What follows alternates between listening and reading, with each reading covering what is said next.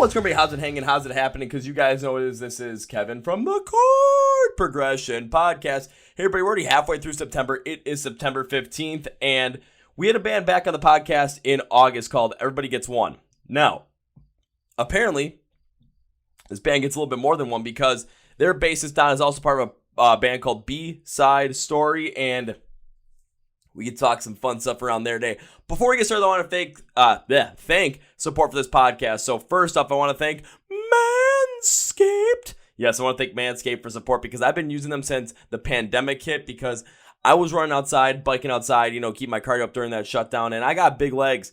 And all that rubbing together, running, biking, Chafe City happened. Yeah, Chafe City was not very helpful for me. But Manscaped had this thing called the Crop Preserver Anti-Chafing Ball Deodorant that not only helped prevent chafing on there, but all the problems I had kind of just like went away. Don't chafe no more when I use that stuff. It is absolutely fantastic. I mean, Crop Preserver. You want to preserve what you look like down there, right? You don't want to look like you're all like, completely destroyed down there because, you were running too fast or, chafing got the best of you. You do not want to have any of that happen in any capacity. So, Manscaped Crop Preserver Anti-Chafing Ball Deodorant. Trust me, it's Mosh Pit approved because, well, where do you think I tested this shit out?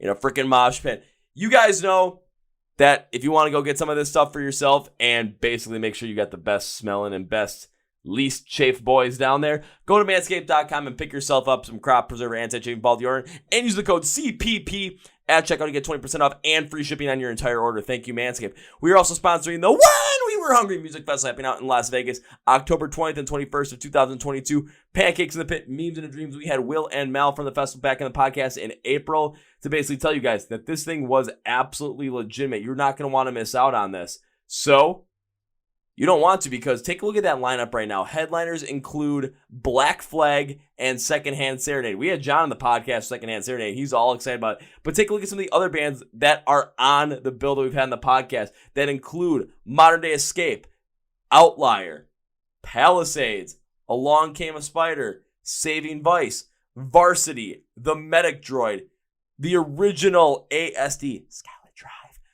and Tickle Me Pink. I mean, come on. Who doesn't want to be a part of the best festival there is this year? You miss Warped Tour, this is going to give you that Warped Tour vibe. So come out to Vegas, whenwewerehungryfestival.com. Tickets on sale now, so go get those tickets. Find me there. Milwaukee Brewers hat. Oh. See that little siren back there? You know what that means? Get your freaking tickets, baby. Whenwewerehungryfestival.com. Tickets on sale now. Remember, Pancakes Pit, Memes and Dreams. Find me in the pit. Chord Progression Podcast t-shirt, Milwaukee Brewers hat. You're not going to want to miss out on it. Now in our feature presentation. So we have B-Side Story on the podcast today, and we talk a little bit about like their different writing style. Instead of writing the music first, they write the lyrics first. But the second half of the conversation where I think we really take off because we talk about the local scene that we're seeing. Your local scene could be a part of this too. The difference that we're seeing between cover bands and original artists, and we talk about the younger generation. Yeah, we talk about those kids as well. We talk about potentially, why are they not going out to shows as much? We talk about, is it a cultural thing? And we pose the question, how can we change that? How can we fix that? So please welcome Dan and Don from the band B-Side Story of the podcast. Are you guys ready? Let's go! Yeah. Well, ladies and gentlemen, boys and girls, listeners of the Chord Progression Podcast. Back in August, we had a band called Everybody Gets One on the podcast. Well, there were two guys there, but three guys in the band. One of those guys is here with us today because he has another project that he has going on, and we're going to sit down. We're going to talk with them all about it and whatever else might come to mind. So if you like that 90s grunge, 2000s alternative rock style, this is definitely going to be a band that you're going to want to check out and be like, hey, I found these guys before anybody else did. Let's listen in. So please welcome Don and Dan from the band B-Side Story of the podcast. So, gentlemen, welcome to Chord Progression Podcast. Thank you. Appreciate it. What's up?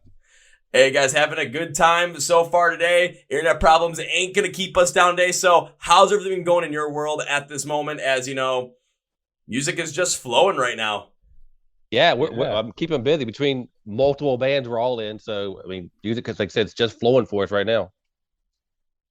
And that's the way you kind of want it to be too, just because, especially taking a look at like with the pandemic that, we're kind of pretty much like when it comes to live music being back in this kind of saddle of things, everything seems to be going rather well in that front. I hope things don't turn back to what they were back in 2020 because, if we don't have live music, I'm just like, I don't know what to do with myself.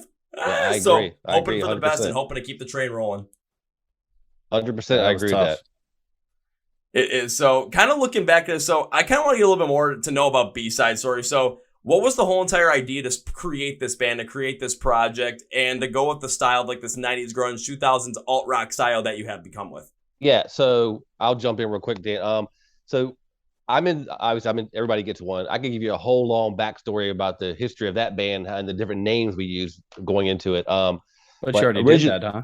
I did, yeah. Originally we were called something different, and I was writing songs that didn't fit that band because I'm of a little different era than Noah and Keith. Although I do love the Green Day, I do love the Blink, but my love was the 90s grunge, alternative rock kind of stuff. So more of the stuff I was writing was that, and it didn't fit. So originally we had a band called Weak Chain, which was the B-side before B-side, which was Noah, Keith, and I, but we played under a different name. So that just got too confusing out playing live shows. So we disbanded that. And then B-side actually started as just a project. I was going to record songs. I was writing and recording, but I met Caleb and Dan a few years ago from there. And After We Pray, a band called After We Pray right here. Everyone should check them out. So got to be friends with them. Caleb and I had talked about starting something together on the side a while, many times. And then my brother and I, who's not here on also, Rob, we had played together in bands years ago, but not in a long time. So he plays in a cover band. Anyway, long story short, we got together. I have a lot of songs written, started recording them, got these guys together, had some rehearsals, and we've played a couple shows already. So that's kind of where we're long. I'll be a long story into what should have been short, but yeah, that's how it got started. Understandable. And like when it comes to those, long story shorts, especially on a podcast like this, I always like to hear more of the longer side of the story because then you get to actually know more about it. Because, this isn't something where we're doing like a quick 7-minute thing where all of a sudden you got to condense it down to a certain point in time. No, I want to know the story. I want to know everything around there so that when it comes to really creating more of that lore behind the band and really starting to get more people into it, they have a lot more to digest on. So long story short, I like long story long. I'm going to be honest with you on that one. But so B-side was originally going to be just a recording project for me to get the songs out that I had written. And then again, like I said, got Dan, got Caleb, got my brother Rob, and now we're a full band and we're playing shows and still recording. And we got a new EP coming out hopefully by the end of the year. And that new EP for everyone, just so you know, it's going to be called All Sales Final. Am I correct on that? You are correct. Hopefully have a single out by October and then the whole EP out by end of the year. Oh, perfect. It's especially kind of looking at the music industry too, because one thing you always see is, especially since I've been really kind of more entrenched in this, is when it comes to music releases, or especially new music releases, like this September, October time is such a heavily like people putting out new music consistently during this time. But then all of a sudden that November, you still get some of the residual in there. But once like that mid-November time hits and then until like the end of the year, maybe into January, it's kind of like a dead zone for new music. Yeah. So if you guys are going to be releasing the EP during that time, of course, it's like the full eyes might not necessarily be on there. But at the same point in time, you might be one of the only guys that are really releasing new music at that time. So people that are hungering still for new music at that time, you guys are going to be able to fill that void. And that could be a huge connection piece between not only you guys, and fans of the same style of music, just to kind of create that together. All of a sudden, boom, now you got more fans in B-Side Story right there because everyone was looking for new music at a point when all they were hearing was either the stuff they heard all year or, it's the holiday season and everyone's tired of listening to grocery store Christmas music over and over and over again. Well, let's hope from your mouth to their ears that it happens. That's what I'm hoping for because, even myself, like I'll look at December. I try and stay away from Christmas music as much as possible. I'm like, I just don't want to get sick of it. And if new music is coming out during that time, I'm like, oh, thank you, Lord. I need this. So right now, we're going to record the song that we've been playing live a couple times as a single in September, hopefully release September, October. And then I've got 15, 20 songs written that I just got to narrow down to pick 4 or 5 of those for the EP. I write us songs, like every other day. I write songs non-stop. This is going to be on Facebook, but I know my employer's not looking. So at work, I'm writing songs. It's just as ideas pop in my head, I just got to jot it down, and then it'll grow from there. So I'll send these guys a few lyrics in the morning, and then by the day I'm like, hey, sorry, here's the whole song.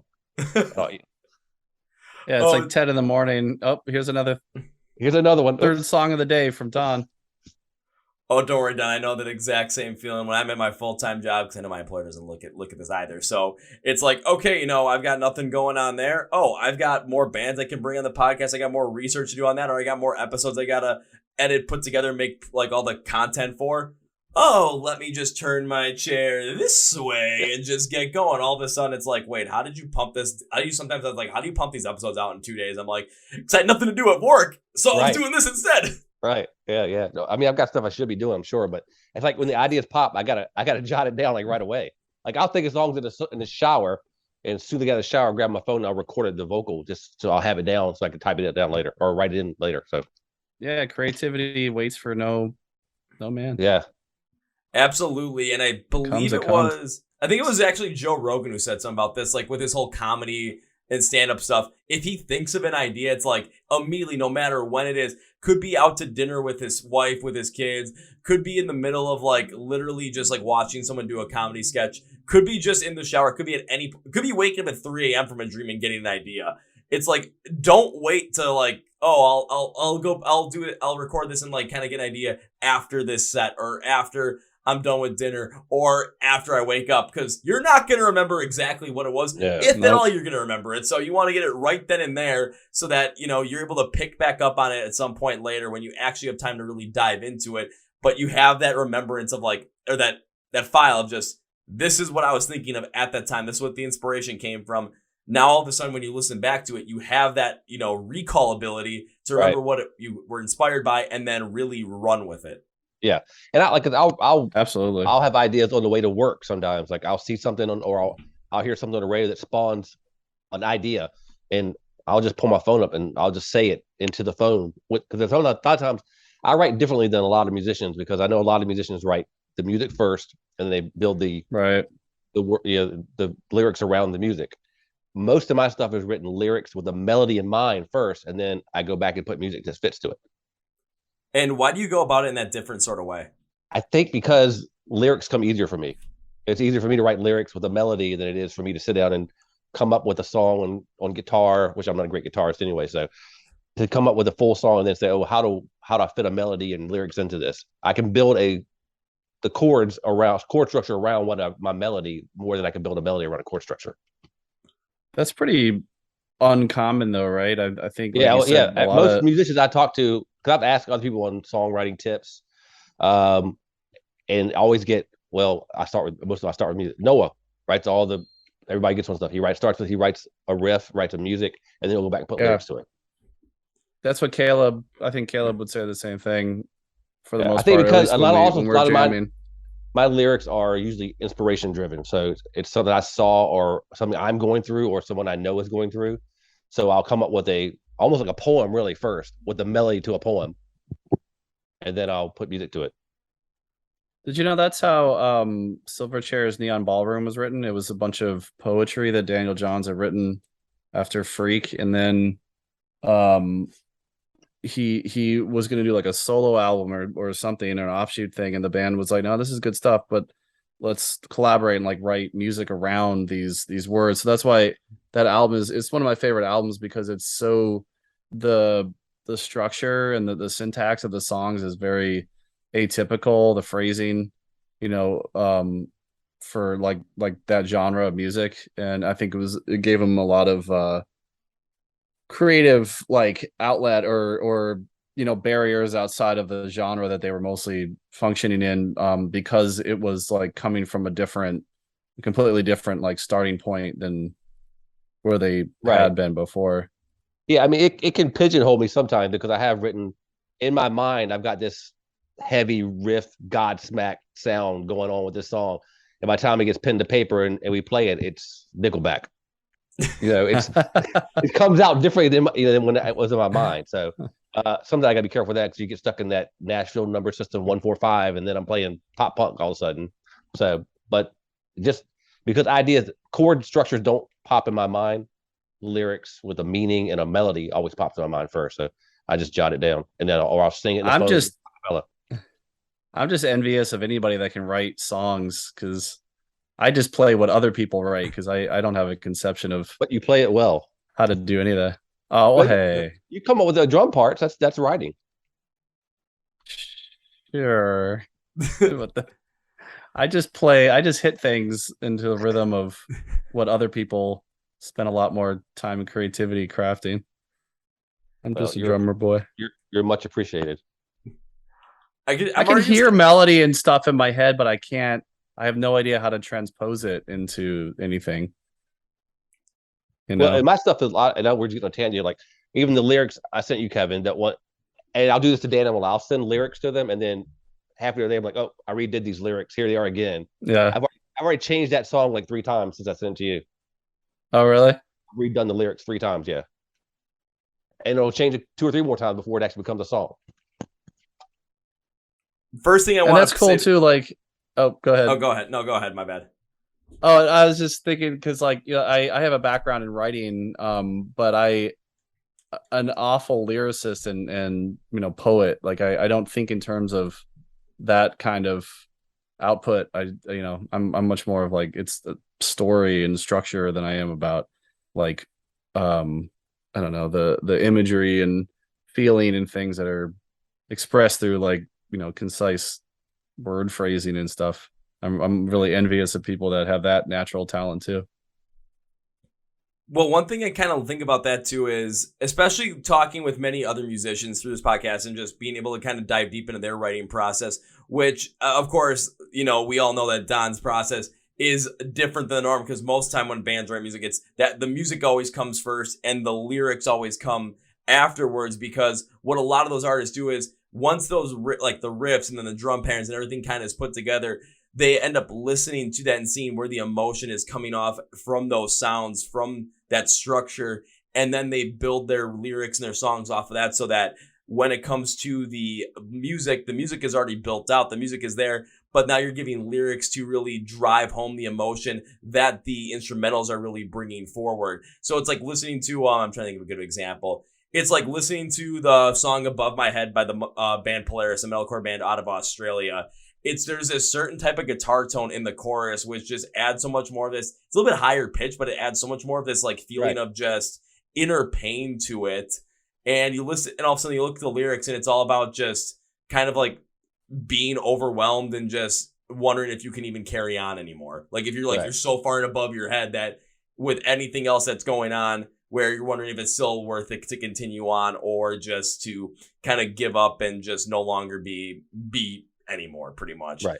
But yeah, from the flip side of it, it's with what Don's doing here is, you're looking at this and you're kind of getting the inspiration. So you're doing it where the lyrics are coming forward and you're seeing where that emotion is coming into play. Now, when it comes to building the instrumentals around there and really creating that whole entire concise, emotional driven story where the instrumentals are going to drive that story from there. Now the instrumentals know where what tone they're going to have to potentially hit, how the construction is going to have to be in order to make sure that that story or that message comes across with such strong emotion that they're able to emit. And it's just basically, switching part 1 and part 2 around. It's just a different style of writing music. Yeah. And it all depends upon how you guys are going to write music together, what works best for you, because what's going to be the norm might not work what's best for you guys, but I'd rather have it works for you guys than you guys try and do something that everybody else is doing. Yeah, so far it's worked okay for me. And when I write the lyrics, and again, doesn't always start the way, but I hear the music in my mind. It's like how I want this to sound, how I want that guitar to sound, how I want the drums to sound, how I want the bass to be. So that's part of what I'm writing it. Yeah, I'm singing in my head. I know how I want it to sound. Sometimes it does, sometimes it doesn't sound exactly like that. But the final product always ends up something I'm happy with, at least. And that's the kind of good. Yeah, that's the key you want to have. You want to have the final product be something that you're happy with, because if it's kind of take a look at music. If the final product isn't something that you're happy with, then when you put it out there and all of a sudden it's out in the world, you're not going to want to really revisit it. You're not going to want to play it live. You're not going to want to listen to it even yourself, because if it's not how you guys want it, it's not, it doesn't have that positive, like that powerful expression that you're trying to put out there for yourself, then say you perform it live. It's that lack of emotional connection from you guys. The energy on stage is not going to be there, and the crowd's going to be able to pick up on that, Because even when I go and see live music, it's so much more powerful when the musicians are up on stage and you can tell that they absolutely believe everything that they're doing. They believe every song that they're singing. They believe every lyric that they're saying. They believe every single note that's being played in that whole concisive unit. My best example for that for me is I really don't care for Evanescence music, but I will go and see Evanescence live any chance I get, because watching Amy Lee perform is one of the most incredible things ever, because she makes you believe everything she is saying, and it's infectious. And it's just, if you're going to believe that much in your music, even people that aren't that big into it are going to be able to get into it in a, like, especially in a live setting, if the final product you guys come out with is something that you so heavily believe in that energy emits on stage. Right. I And for agree. me, Like, passion is like the driving force of art, not just like consumerism. which you told me many times before. So yeah. I mean, it's, and for me, there are no, even if I change the lyrics 50 times before it becomes a song, there are no filler lyrics. Everything I've written has a meaning to why I wrote it that way or what it means. And I'm big on metaphors. I don't like on the nose kind of lyrics. So I'll say things in the song that mean something, but it's not, I'm not saying that exactly. And I found out through my songwriting process that I have a darker side that I never knew was there until I tapped into it with music. Just starting to open yourself. That's up, important, though. I mean, and that's the thing that music is great for, is expressing stuff that you don't have an outlet for otherwise. Yeah, like there's the songs that I don't know if you've heard it, but the ballad we have, Saga, which is very raw. When you listen to it, even the music's raw. I want it that way because the subject matter is about child abuse.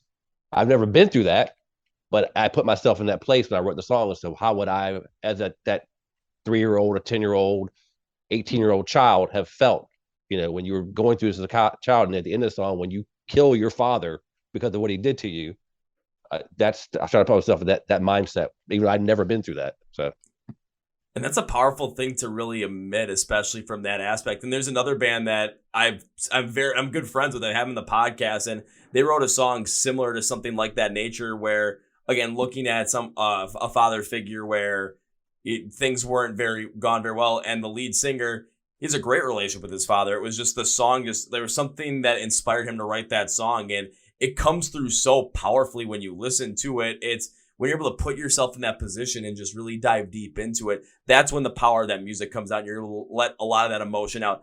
And when you talk about speaking like more metaphorically as well, one thing I've always been huge on when it comes to music is to never be too direct with the lyrics, but never to be too abstract with lyrics. Find that perfect happy medium, because if you're so direct with them, and there's a couple of songs I always look at, but like whenever I look at certain songs and they're so direct, it's hard to really get into them fully, because if you are not exactly a part of that story, or if the story that you have for yourself was not so dead on with what they're saying, you're not going to be able to connect with it as much because it's so direct. If it's way too abstract, though, then you're not going to know exactly emotionally where the song is going. Like you're completely lost in the shuffle. It's like looking at Jackson Pollock paint and be like, what do you mean by this? And like now you're trying to figure out all these different meanings, but there's no emotional guide there. And that's where metaphors and lyrics come in, where you get an idea of where the meaning of the song is going. You get an idea of the flow, the feeling, the emotion around there. And you start to get an idea of what that core emotion is at that song, whether it's something that deals with grief around, the loss of a loved one, whether it's something around just depression, whether it's something around anxiety. Even if it's happy, it could be very happy as well. But what we do at that point in time then is we take those metaphors, we take that story that's being told to us, but because it's metaphorical, we're able to relate to that core emotion and put our own stories into there. And that's where some of those greatest songs come from, where an artist is talking about something incredibly personal, but the lyrics are metaphorical enough where we can listen along and connect with it just as heavily as they did, because they're our emotional guide and we're filling in the blanks with our own personal stuff. Right, exactly, 100%. One of our songs, Cry Out, one of the lyrics in there, or the verses in there, it says, drawing on the scars to hide the pain and fear. It's not drawing, really. You're cutting yourself. But and I think people, when you hear that, they know what you mean by that when you say that. Yeah.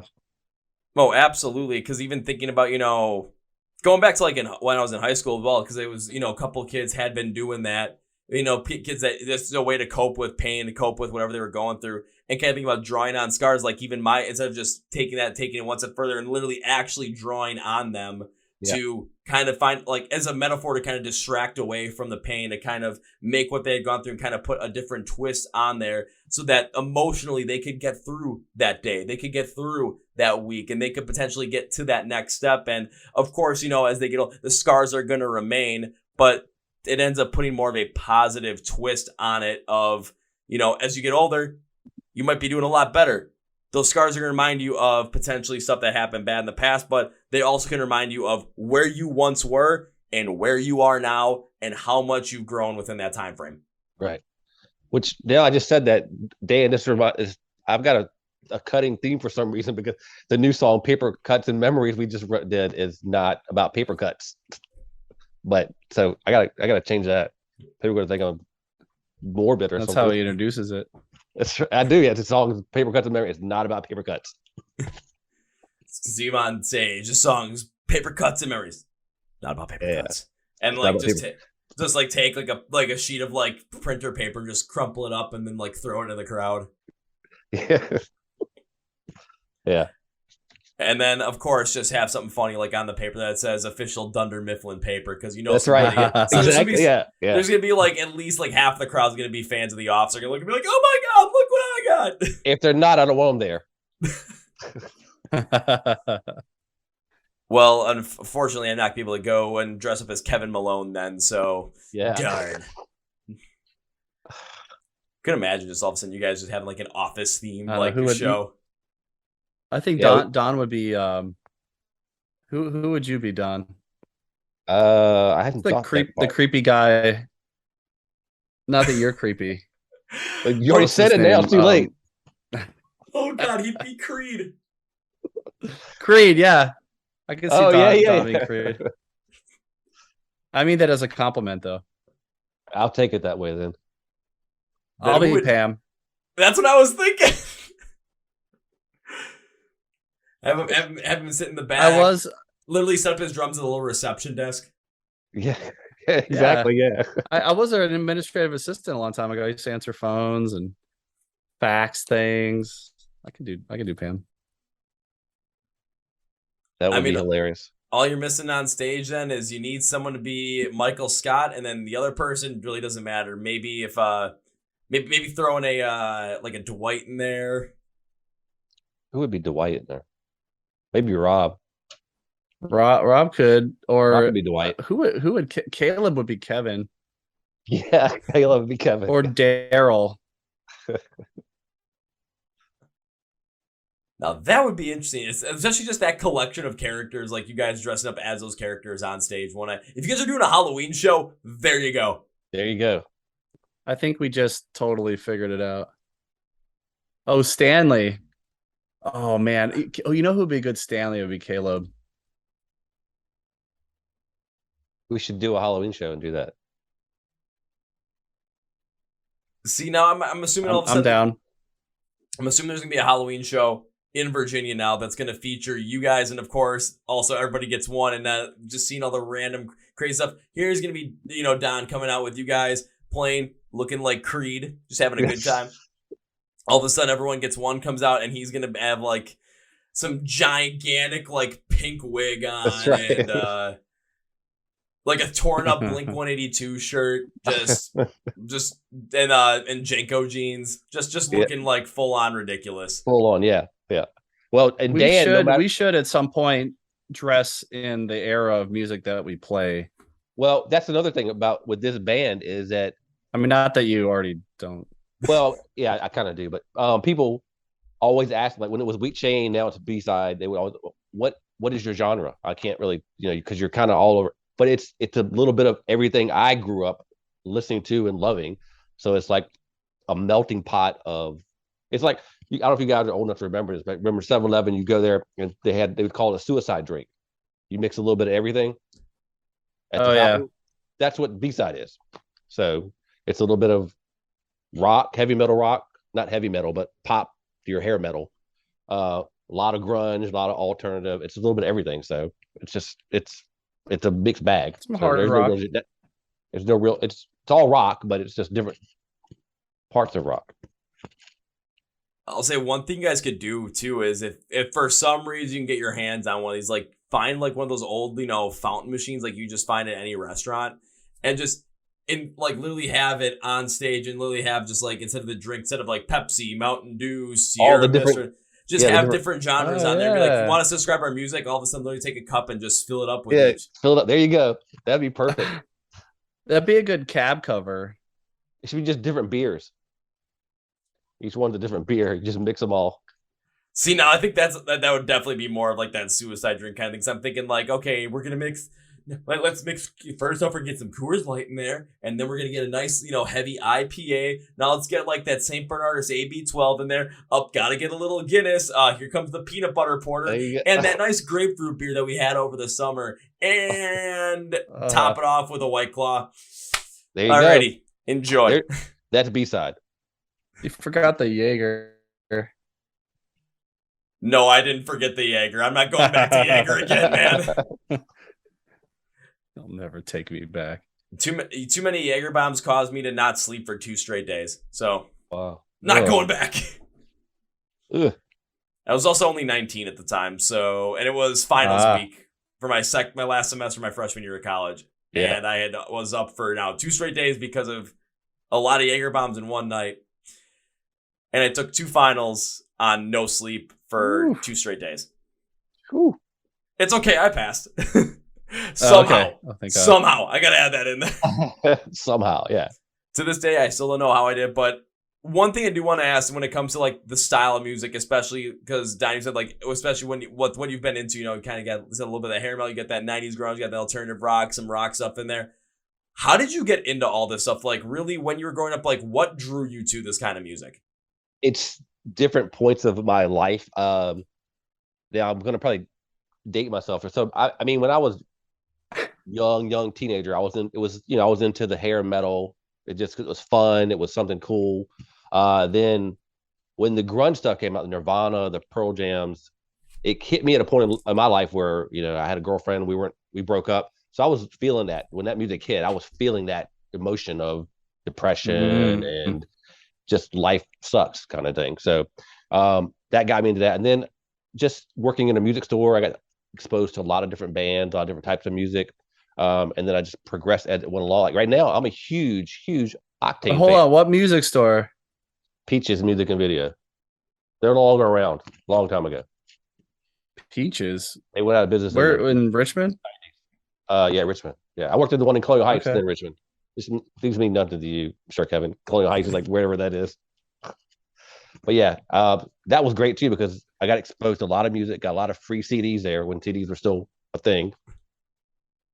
But yeah, so Nice. from there, just the different things I got listened to and whatever emotions or point in my life I was at is the stuff I was listening to. And you said now you're more of like an Octane kind of fan, so you're listening to a lot of Sirius XM. I love Octane. I'm a huge fan. I'm not great at it, so that's why I have Caleb in the band. I'm trying to get better. I love the mix of clean and scream vocals in a song. And you get a lot of that on the band with Octane, and I can't get enough of that stuff right now. Oh yeah, you get a lot of that. I'm learning about you, Don. Oh yeah, and Octane, you get a lot of that, especially with the kind of metalcore they put on there specifically. Because I mean, honestly, you can go all over the place for that. Ice Nine Kills, Motions White, I Prevail. I think they got Day Remember on there. Of course, Day Remember, Beartooth. Yeah. I could go. I love Beartooth. I'm a big. This is going back a little bit, but they play some of their stuff. Bullet for My Valentine. Yeah, love that stuff. Mhm. So because that's kind of like metal, but he has the modern mix of clean and scream vocals.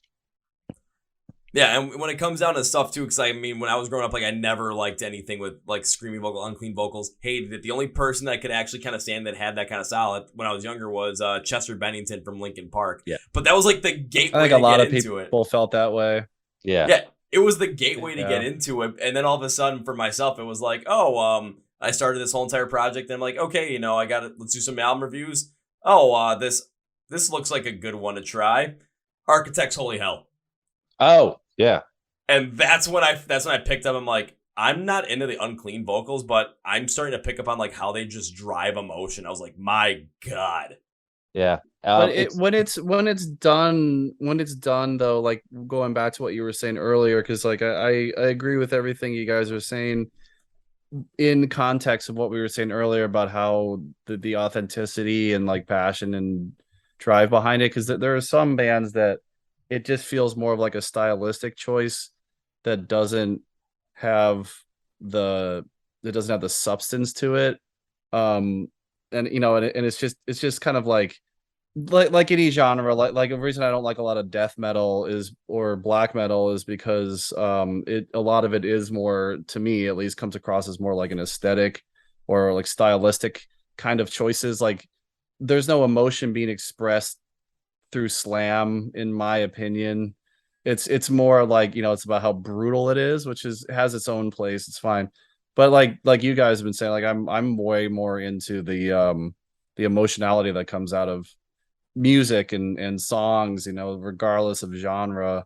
So if it's going to have that like back and forth kind of stuff, like for me it works the best when it's done when you're also like it's used in a way to express something authentic. right. So that's my idea with the stuff we're writing and stuff. Some of the songs we've already written where we've mixed that. It's part of the song where I want that emotion, that scream, that emotion in the song.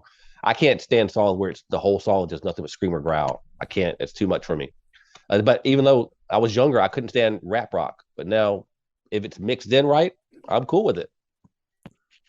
Oh, totally understandable. And looking at it from your perspective as well, putting in your music, adding that stuff there, you're understanding when it comes to those unclean vocals, when it comes to those screams, those growls, just having that piece in there, but having it for a purpose, not having it as a stylistic choice, not having it so it sounds, or just a part where it's like, whoa, people are going to pay attention to this. No, you want that in there because when you're talking about, you know, the story or the emotionally driven journey that we're going to go on in the song that you're going to be writing, the song you're going to be playing, we want to go through it. We want to feel that. So when that unclean part does come in, we want it to come in when the emotion is absolutely 100% calling for it.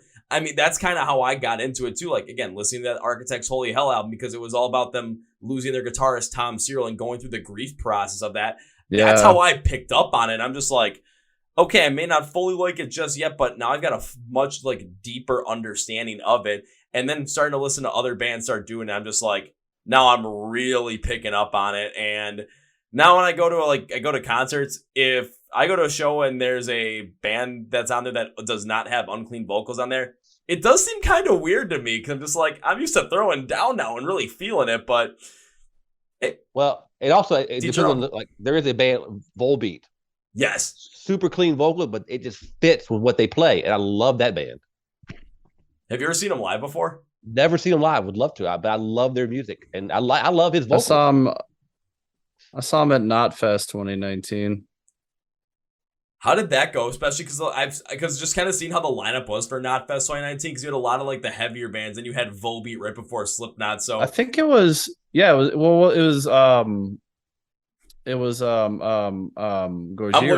I'm looking this up right now. Gojira, Volbeat. It was wasn't it Gojira that year? It was Gojira, Volbeat, and Slipknot, and somebody else. It was Slipknot, Volbeat, Gojira, and Behemoth. Behemoth, that's right. I think we were having that situation like you were saying with the Blue Ridge Festival where like we couldn't get in as quick enough, and Behemoth it was like finishing when we got there. But yeah, it was a really interesting lineup.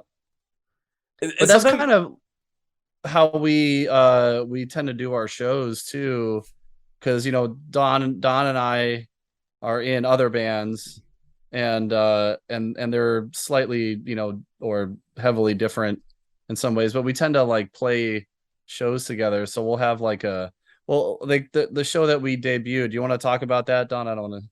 You're the lead singer, so I'm just the drummer. I don't want to take your thunder. I'm a music lover first, so and Dan can tell you, like we have a little messenger group where it says I'm I'm After We Praise manager group.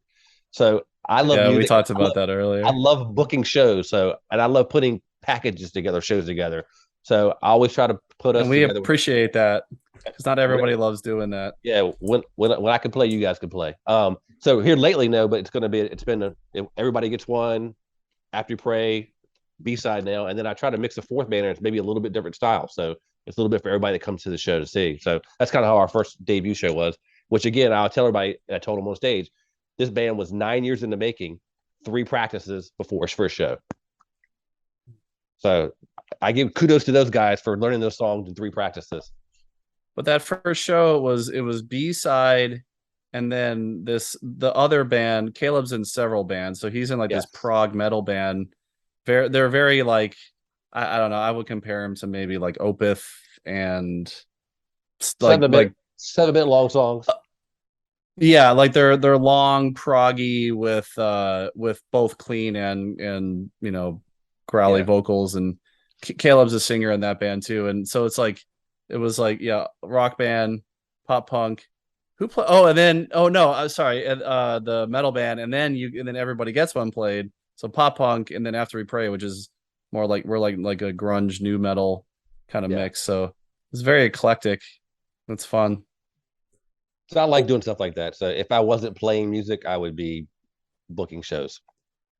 And when it comes to booking shows of that style and really looking at just the difference of type of bands you can put on the same show, it can go one of two ways. One, it's like you can just book bands that are kind of the same stylistic choice.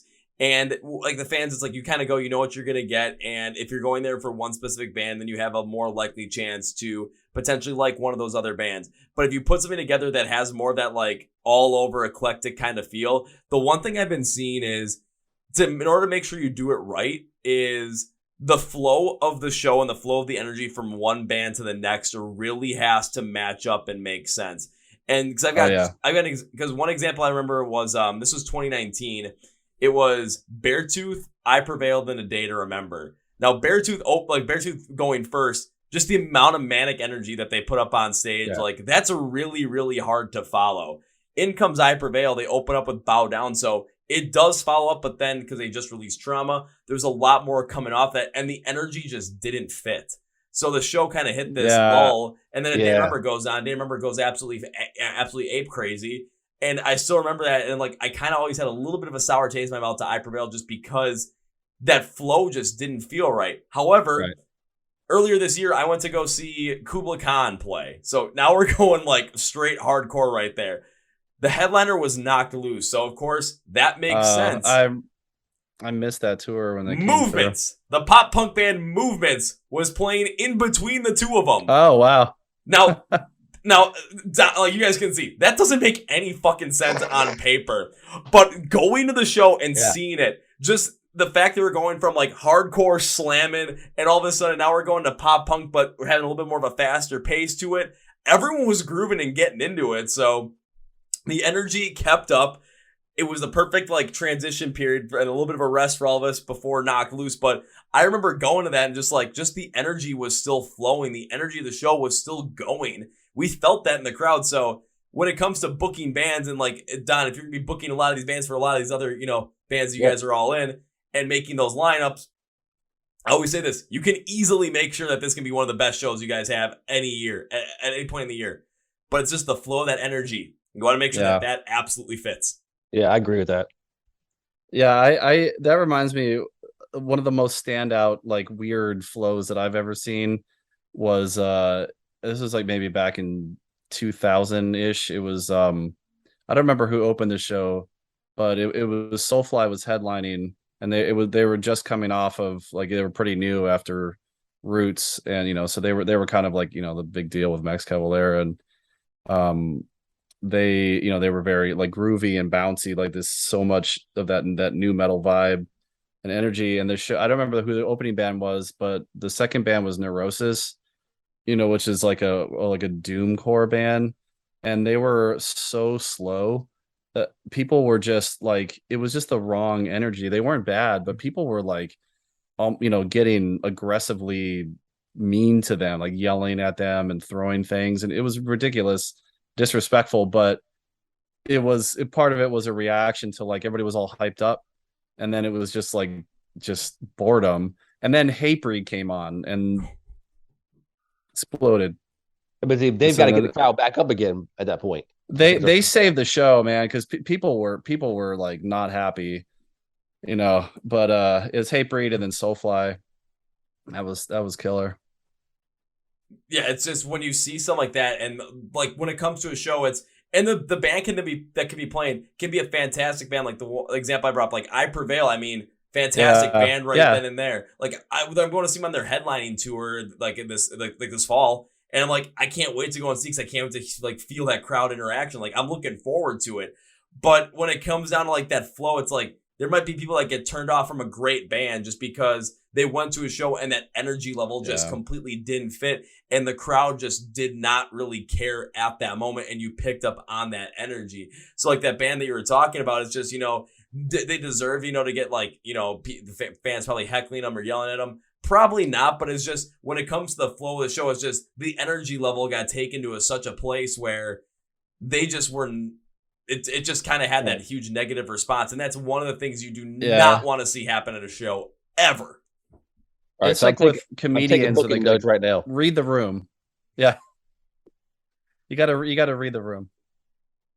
You got to read the room, but it's at the same point in time too. It's like you can't be like a comedian where it's like you can't read the room like right at that moment and be like, okay, this is the kind of style that this is what the fans are really reacting with the previous comics. This is what they're not reacting to. So this is kind of like the material that I can work off of when it comes to like building out that bill for for a show. You've got to build that out weeks, months in advance. Like you got to put that together. So the flow might, could potentially be absolutely spot on, or it could be off. And it could absolutely depend upon, too, like, say you're playing that show in one spot and it works, but now you go to a different spot 50 miles away to play that, and the flow doesn't work out. Like, that might happen, but it's really tough to take that into account. But, when you're booking shows, if you're able to do this and do this well, then you're going to have such a power to create such great music and to create such great connections between all you guys, but also from all these different bands to the fans that are in the crowd. Yeah, exactly. Yeah.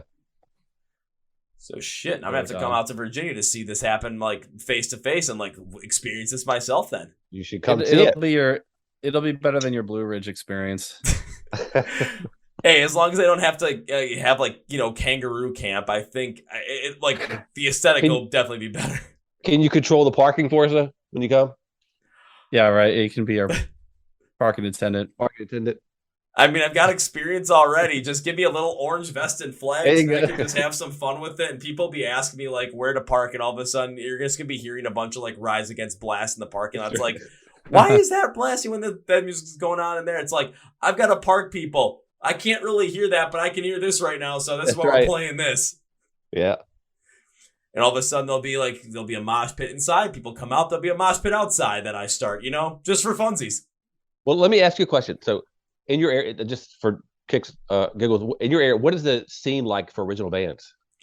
Like they build, because we get I'm gonna tell you, Richmond, unless you're a cover band, it's hard to get people to come to your show on a regular basis. Like you're not gonna make money with, it's an exposure music or like have a get the exposure. But I don't know if your area is the same way or not. Oh, good question. So with Milwaukee, it's actually a little bit, it's kind of like half and half in a way, but it all depends upon like the fan, like it kind of all depends upon like the fan interaction, because there are some places where around here where, the shows, like the venues, they're not all that big, but like the shows that they bring in, like they're constantly bringing as many people as possible. They're constantly as many bands as possible, different styles of rock and metal. And they're trying to get as many people to show up as well. But it also depends upon, how the band is connecting with those fans. Because I've seen some bands where, you go see them play live and it's like, okay, they're small. They're like, they play really well. But then all of a sudden, the next time I see them is like a year later at that same venue. And the only reason that I get to see them again is because they're on a show with a different band that I want to go see, because I have never just kind of trying to promote yourself. It's kind of, there's a lot of bands that just are not doing as good of a job here as I think they could do, but it's the ones that are doing a much better job. There's a local metalcore band here called These Fading Visions. I've known about them for about 5 years now. I've seen them a couple of times, and recently they opened up they were the local opener for the Devil Wears Prada tour. That it was the first night was in Milwaukee, and they were the ones that opened the show. And I saw a different metalcore band from Milwaukee. They were standing side stage watching them perform. So it's like now you're starting to see kind of some of that happen. You're starting to see some of that come up. You're starting to see more bands that are in the rock and metal scene here in Milwaukee that are really focusing in on that and really trying to build more of that community. But I think the biggest issue that we're having here is two reasons. One, you're just not hearing about it enough. There's really not that much that I'm hearing about. Yeah. And two, kind of the thing with the cover band thing, there's a lot of other places that you could be playing, but they want the cover bands. They want the bands that are going to be playing, the 80s and the 90s stuff, mostly because they want to bring in the 30-year-olds and the 40-year-olds who are just going to, stand around, maybe vibe a little bit, but also buy a shit ton of drinks at the bar. Exactly, yeah. That's I mean, it's a business. Yep. They're running a business. I get it. It sucks as an original musician. But I mean, my brother Rob is in the band. He plays in a cover band, and they get paid pretty well. I mean, so but you got to learn 70, 80 songs. I can't remember 10 of my own songs, so I can't do 70. Yeah, because even here, oh, go ahead. Oh no, see, Rob's on another level he's amazing. Well, because I was going to add this too, because here in Wisconsin, especially in the Milwaukee area, we have a lot of church festivals. And literally, it's like all those churches, like they will put together these large festivals, and they got big beer tents there, they got stages there, and they're always bringing in cover bands.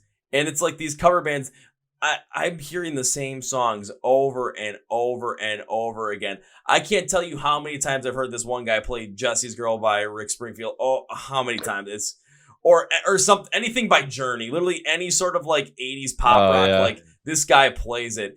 And like at the church festival that I was a part of, like I'd be behind the bar and I'd be the one serving beer and whatnot. I'd be having a good time, but it's like I'm hearing the same songs over and over and over again. But I understand exactly why they do it, because the people that are going to show up there at that point are people in their 40s, people in their 50s, and they're going to spend the money. Yeah. And I don't know if in our area, it's a lot of this cover band versus original band scene. I don't get that either. I mean, there's a place for everybody, but there's a lot of this animosity from cover bands because some of the original bands are stealing venues they would play before, and now the bars are putting in the original bands because they don't have to pay them as much, so they just collect the money. Yeah, and then the original bands can't get into some places because they only want cover bands for the same reason you're saying. They want to get that certain crowd in there who's going to spend the money.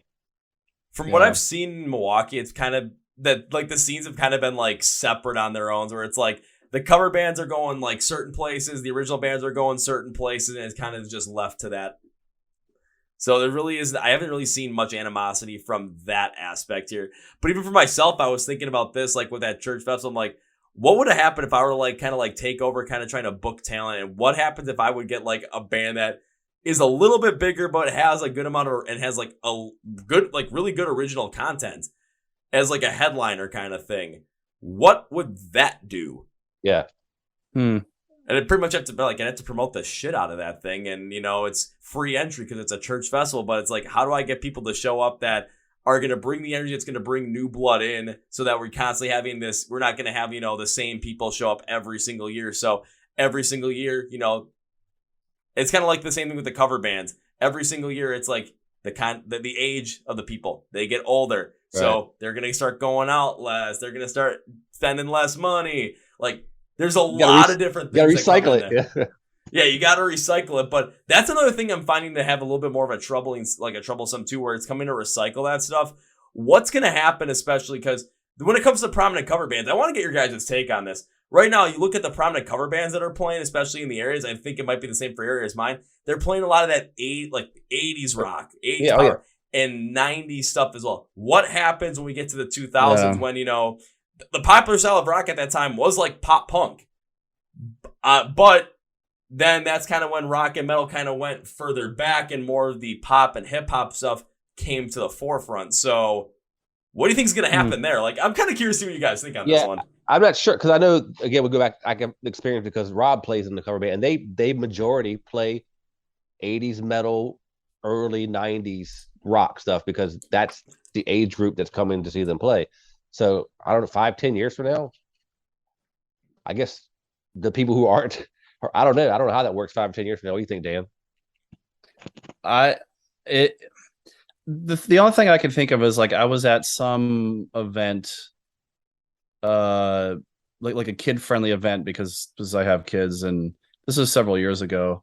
It was some kind of like indoor sports thing. I don't remember exactly what it was, but there was a cover band, and they were playing mostly top 40 stuff, but the people in the band were older. They were probably like in their 40s and 50s. So they were just playing whatever, was like radio friendly at the time. I remember they played like a Walk the Moon song, and they played like a Bruno Mars song.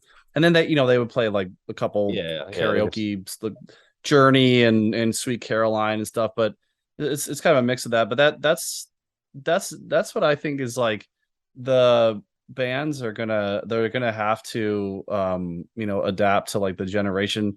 I wanted to circle back to what we were talking about a second ago with the kind of culture around like local live music and stuff. It's definitely changed. I think just like knowing people and meeting people, and I'm a middle school teacher, so I know, like that generation, or those generations that have come through since I've been a teacher, there's no lack of passion for music. Like everybody loves music in a lot of different ways, and that they express it. But there's definitely been a huge change, probably, for all of us. And like we're all probably three different generations, but ever since we were kids, whenever that was, there's been like a steady decline, I think, of people just willing to take that passion into a live setting in general, and in the way, like for me. So I just did a podcast recently on my music podcast about kind of reflecting on the physical tickets that I had since I started going to shows in the mid 90s. And I was just kind of reminiscing about, I'd look at a ticket and be like, oh yeah, oh yeah, I remember this happening in this show. And one thing that I like coming back to, because this was like during my high school and college years that I was cherry picking from, was like my life priority in my teens and 20s was to like experience music, not just like consume it, but like see it live and then play it, and be in bands and stuff. It was like all centered around that. So but it wasn't just like in one way, like if I got a CD from a band, I would listen to it, until I wore it out. But then my next thought would be like, when can I see this band? And then when I was in bands, a lot of times it'd be like, when can I cover a song by this band that I love? There was always like an output there, and I know it's a personality thing, but my point is that like all the shows that we played on, and meeting people and stuff, the musicians that we play with are more like, obviously like us, like we have that drive to not only like play it but experience it, see it together. But that community just I don't know if it's because of age, but I do really think it's because of the internet. Like the past couple generations have only grown up with like, knowing a world with the internet, and having all of their social life, being more centered around that than in person kind of stuff, at least like as a starting point. Because like for us, I don't know about you, Don, but like when I was a kid in like the 90s, it was like sit around a house was boring. All I wanted to do was go out and do stuff. But like kids now, they want to stay home because that's where everything's happening. And it's a much more abstract thing to like think, even as a teenager, to like go out to a show seems to be more and more like as not a viable option.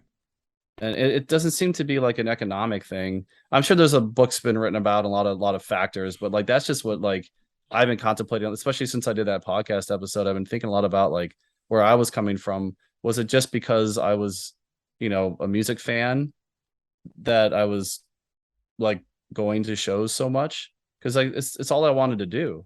Yeah.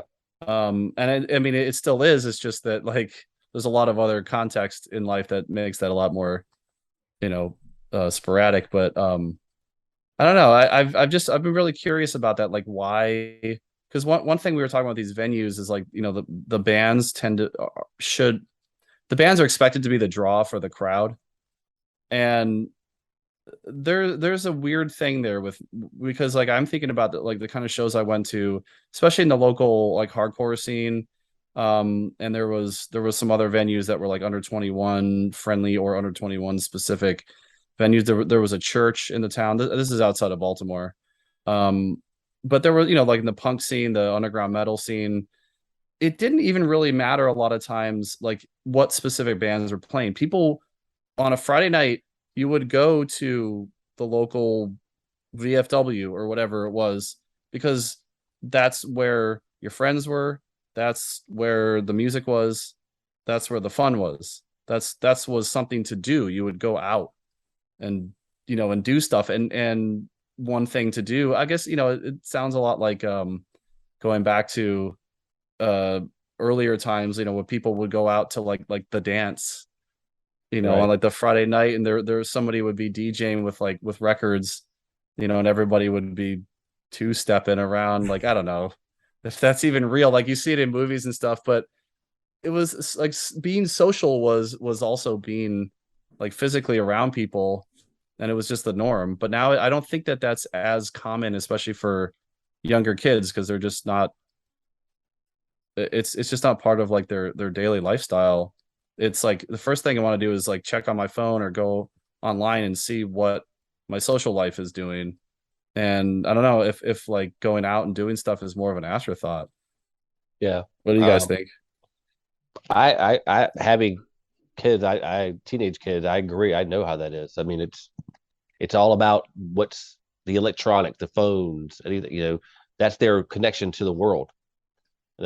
My daughter has made friends with people local in this area that she met through Instagram, through other social media things that she would never met going out anywhere. She doesn't do, I mean, so it's good and bad. So she's met some characters and then she's met some really good people. So, but they're so connected to their devices these days. So that's their life. So I mean, I don't mean to sound like a boomer saying, I'm not trying to pass judgment on it. Okay, I'm boomer. just saying that shut up. You're older than me. I'm just trying to understand why it's so different, or if I'm missing something. Like when we That's play another local podcast, shows, a whole other podcast. Yeah. He's a psychologist. Yeah, you're right. But like, is it? I'm really curious about that, because it's like every time we play a show, it's a Friday night, the bar's empty. Where is everybody? Like, why don't these venues have a built-in crowd? Why is it the local bands? I'm not talking about like touring bands. Like, why are local bands expected to be the ones to bring people into these places? When I'm even in college too, when I was in college in Philadelphia, I would go out to just go out, and then there would be a band playing, and that would make it even better. But it wasn't like we didn't go just to see the band. Right. We would go out. I just feel like people aren't going out. This is my short. Alrighty, I gotta jump in on this, mostly because, Dan, when you were talking about this and really diving deep into it, especially coming from the perspective that you have not only as a musician, but as a middle school teacher as well. So you're really seeing it in another way, because you're interacting with kids that are in that realm. And then, Don, from your perspective as well, where you're saying, your kids have met friends that live in the same areas, and they met them, online. Heck, some of my friends that I've met through music, I've met them basically because someone introduced me to them via Instagram, right? And I became friends with my friend Erica. My buddy Julian introduced me to her via Instagram. I did a podcast with her. I've seen, God, I don't know how many shows I've seen with her since. I met her on my birthday. Literally went to go see a show. It was Brand of Sacrifice and Chelsea Grin. And like, that's when I like actually met this person in person. Met her two friends there as well, and we all went to Welcome to Rockville together this year. Like, yeah, cool. It's weird. It's weird how shit like that happens. But the reason I really wanted to bring it up is just to kind of also to take a look at the online thing. It really does help out in that aspect. But where Dan was coming from, I think I have an idea of exactly why that is. So you take a look at back when when you were growing up as a teenager and you wanted to go out, you wanted to go to these shows, but it was because when it came to having that socialization aspect, that's really where the key of it was, because in order to really have like the culturally socializing, you had to go out and do stuff. Think about in the 90s, like popular, going to shopping malls and just kind of walk around with your friends. Like you meet a lot of people there. That was a big social, going to like local shows. That was a huge socialization point for myself when I was a kid growing up. I mean, I grew up like, when I was a little kid, like in late 90s, and then kind of when I was in grade school, it was like early 2000s. Yeah. So if, we didn't really do anything with the internet. So the only time we really did anything that was like, I would say would be really inside was basically, okay, everyone's coming inside. Alrighty, we're playing, Super Smash Bros. On the N64. Yeah. I'm kicking ass. I want to put that in there because I fucking kicked ass. And now my best friend kicks my ass every single time because he just got really fucking good.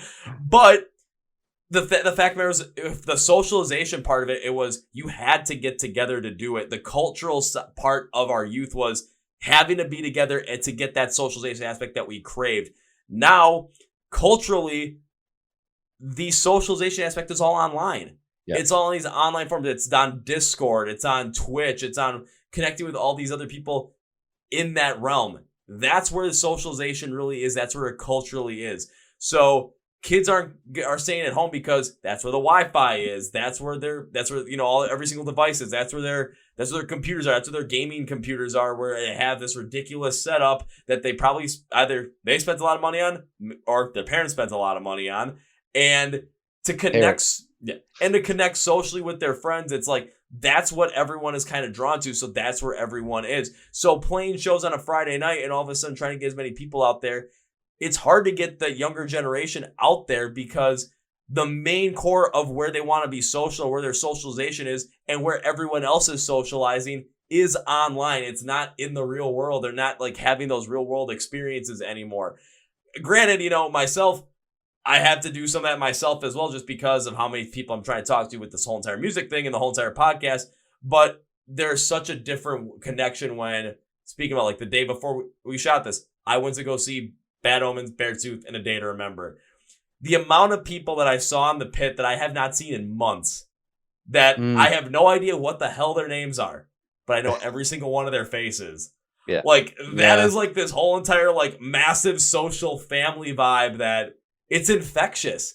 But you don't get that unless you're willing to break, especially from a younger generation standpoint, they're not going to be willing to get that or be able to get that unless they're willing to break out of their comfort zone and actually go out and do these things and break away from the more culturally social aspect that they're currently living in when it comes to being online.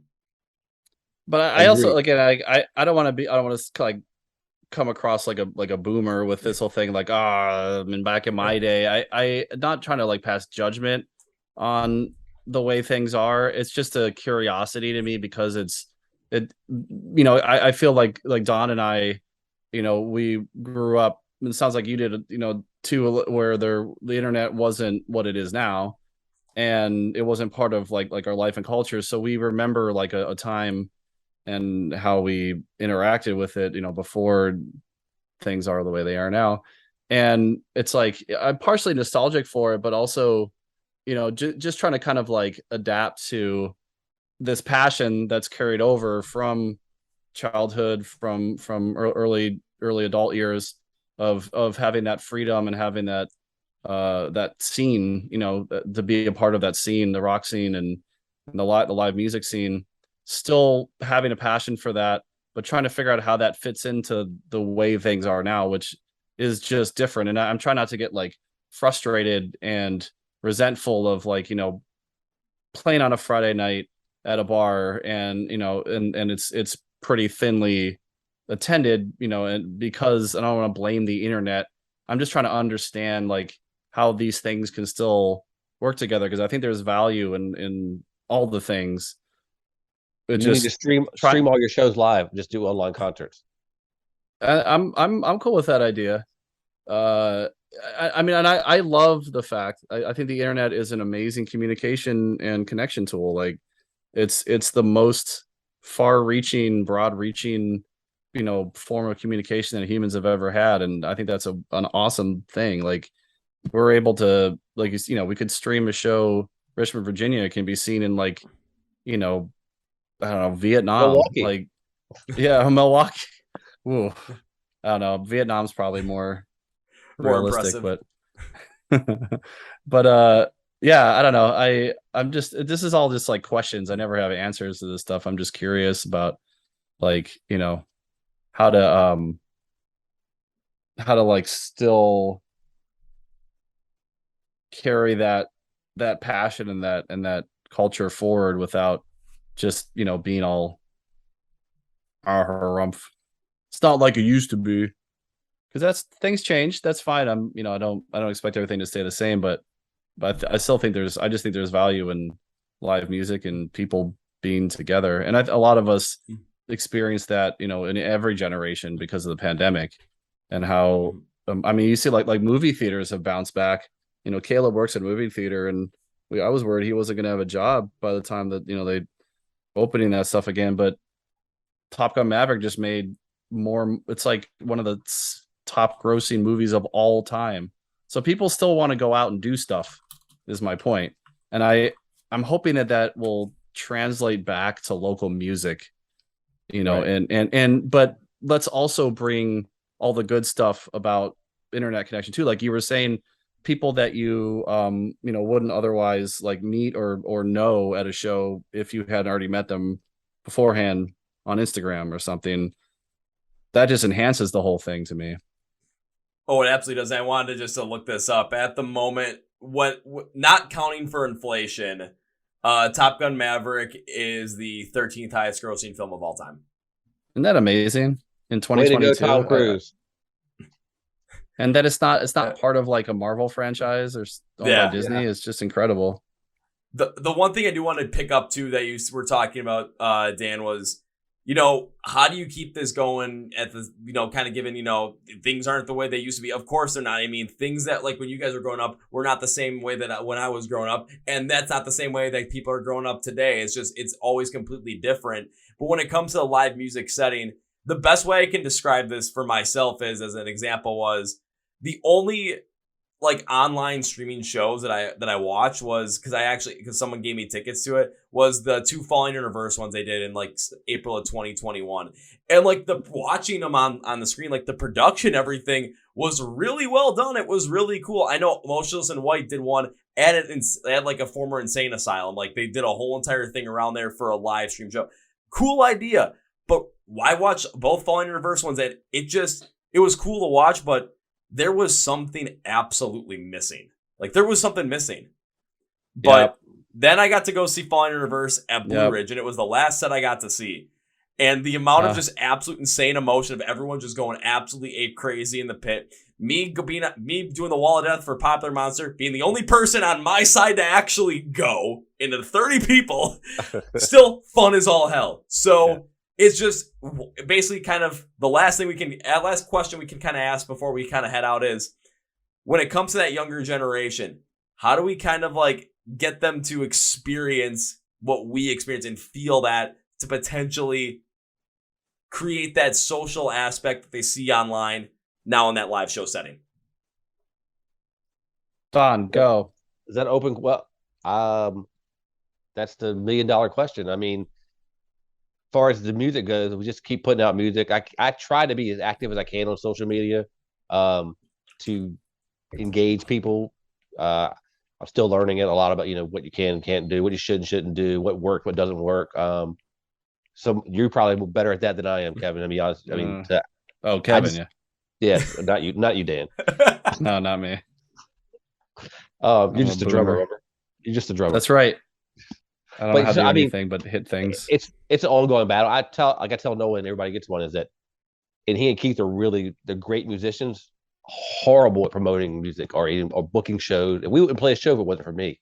But they don't do anything on social media, and it's more work with that than it is actually the playing the music. The music is like a side note now compared to what you have to put in as far as promoting your band and put booking shows.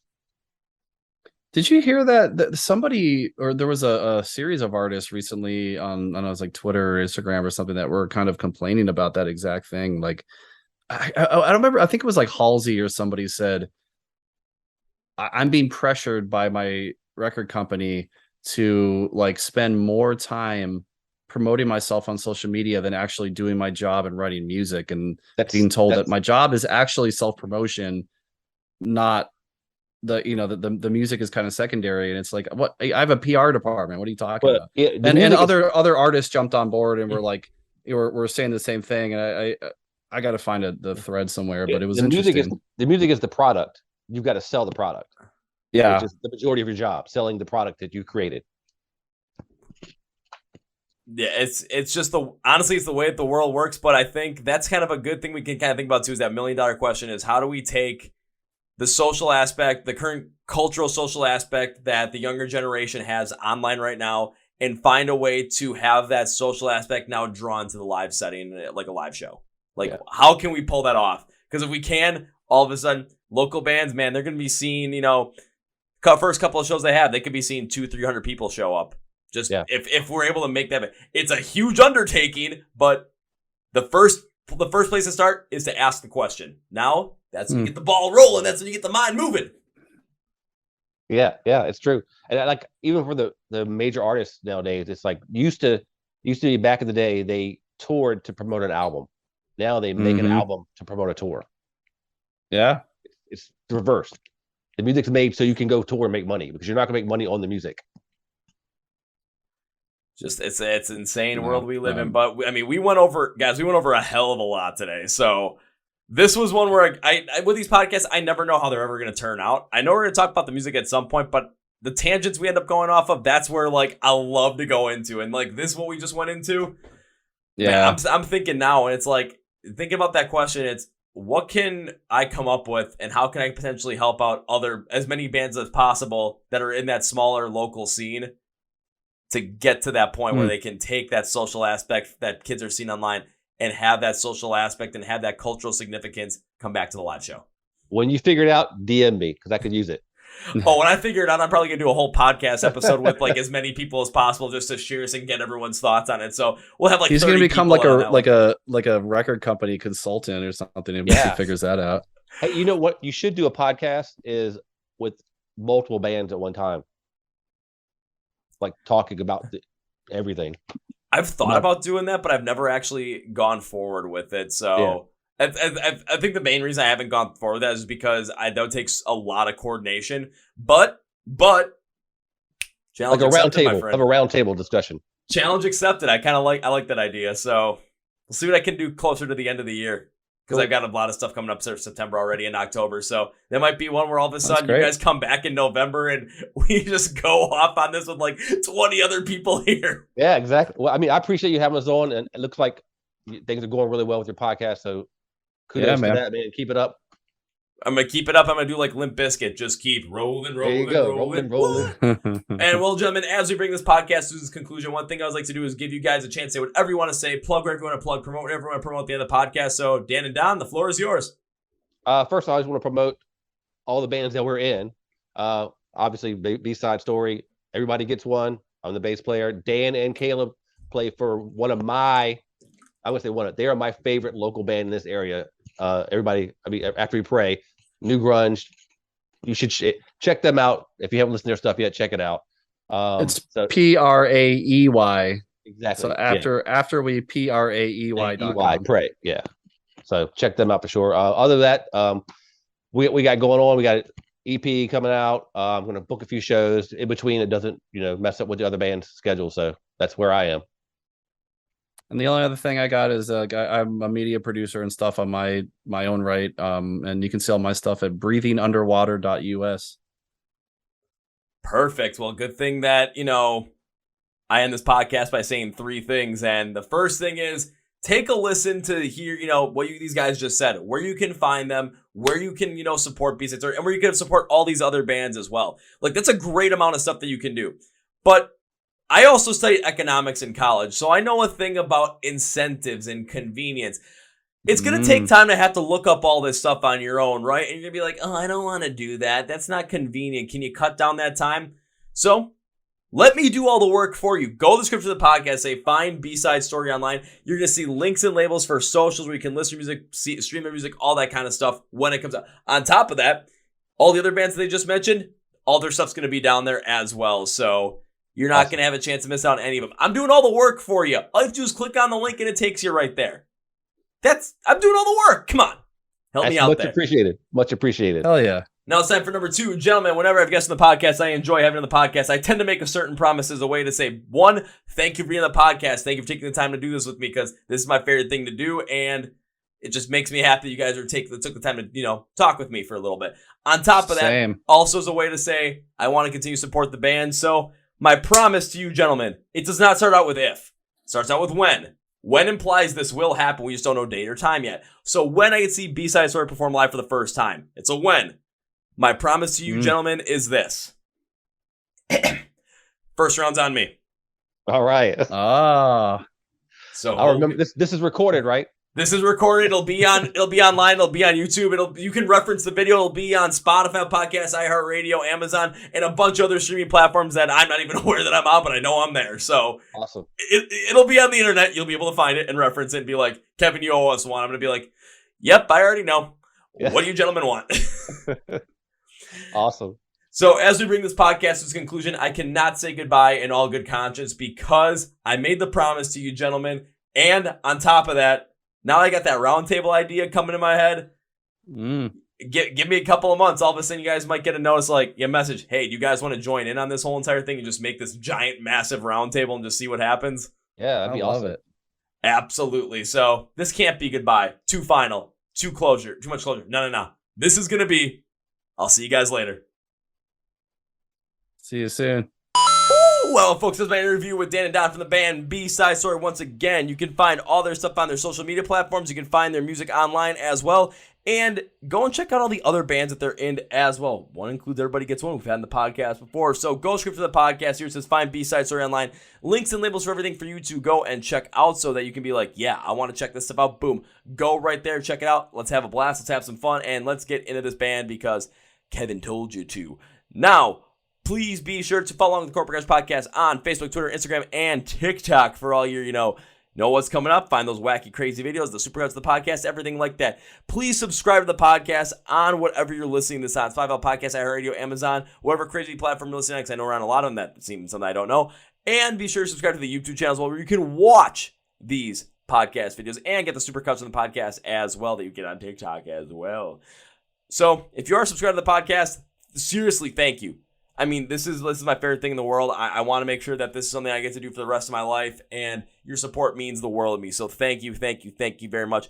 If you're just subscribing now, holy shit, thank you, and welcome to the experience. Welcome to the ride. This is the Chord Progression Podcast. Glad you have you here. If you are just watching this and you're like, I liked it, but I don't want to subscribe, first I'm going to ask you to reconsider, so please reconsider. If not, I totally understand. Get your own personal choice, freedom, all that good kind of stuff. Thank you for stopping by anyway. Hope to see you back sometime soon, and you're always welcome here. Welcome to subscribe. Welcome to enjoy a podcast. You're welcome here. Also, remember to thank our sponsors first, Manscaped, type of stuff, and free shipping. Code CPP at manscaped.com. And don't forget to get your tickets for the When We Were Hungry Music Festival happening October 20th and 21st in Las Vegas, Nevada. I'll be there. Pancakes in the pit. Let's throw down. Thank you, Dan and Don. And there was an idea that was brought up at the end of that podcast talking about a giant round table to kind of discuss that local versus cover band kind of thing. On top of that, the idea around kind of how can we get that younger generation and kind of want to get into that experience, that social experience that we have with live shows. It gives us an idea. Let's bring as many of these bands on as possible. Let's talk about this stuff. Let's have a roundtable discussion. Be on the lookout for that sometime later in the year, along with Everybody Gets One's Noah will end up coming on some point later in the year as well, most likely October, because we mentioned something about, Christian art and imagery failing, the current generation, kind of the current scope of music and everything, and we're going to dive deep into that one. So on that note, that's going to be pretty guys. Thank you for listening to the Chord Progression Podcast. My name is Kevin, and you guys know how I end every single one of them. Big, healthy, and hearty. See ya! Yeah!